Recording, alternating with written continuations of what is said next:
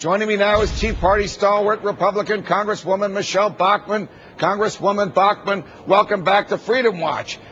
You can't make this stuff up. This pile of pork that I'm pounding my hand on right now is a foot high. There are 2,000 pages in it, and Mrs. Pelosi has given you folks about 48 hours to read it, debate it, and decide what to do. Shouldn't we just take the whole thing and throw it in the garbage?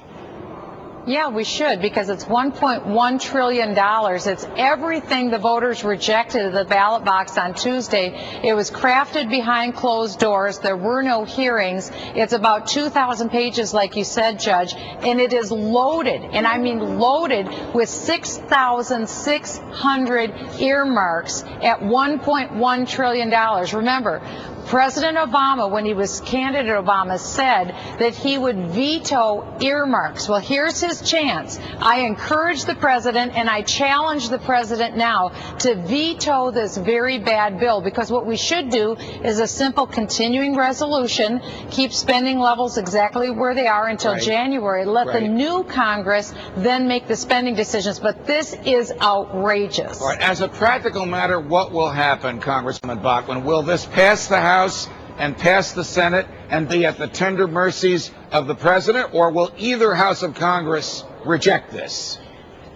Well, right now, as you know, Harry Reid controls the Senate. Nancy Pelosi controls the House. They love this pork. They're the ones that came up with it. They want this pork. So I think that they will pass it. But now it's up to President Obama. Remember, he made a big thing out of getting rid of earmarks. Now's his chance, because the first bill he got had 9,000 earmarks. He said, well, this one I have to pass. It's an emergency.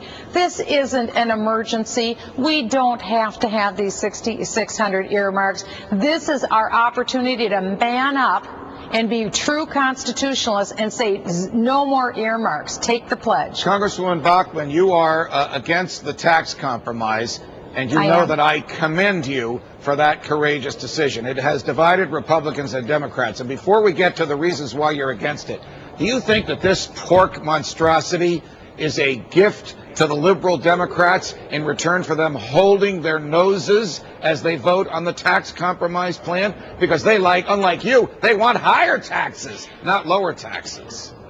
Well, like so many things, Judge, I think that you got this one right. I think you saw through it, because there had to be vote buying done in order to get the Democrat votes. Remember, last Thursday, behind closed doors, House Democrats voted no on President Obama's tax compromise. Well, what happened? This happened. 6,600 stinky, foul earmarks. Looks to me like there's some vote buying that went on, and now the Democrats have pretty much given up, and they've said, we surrender. We're going to vote for this very bad tax compromise too. All right, the Democrats are voting against the tax compromise because it doesn't raise taxes enough. Why are you, Congresswoman Bachmann, and some other Tea Party Republicans voting against it?